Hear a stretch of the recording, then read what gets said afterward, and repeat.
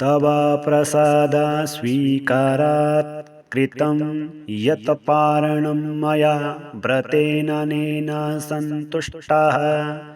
स्वस्तिं भक्तिं प्रयच्छ मे तव प्रसाद तव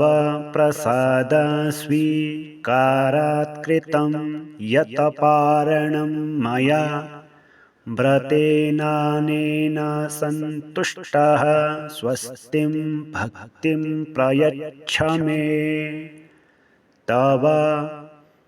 प्रसाद स्वीकारात् कृतं यत् पारणं मया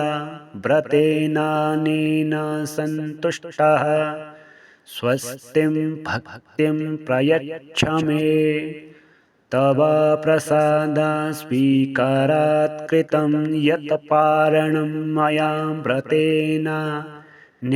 सन्तुष्टः स्वस्तिं भक्तिं प्रयच्छ मे।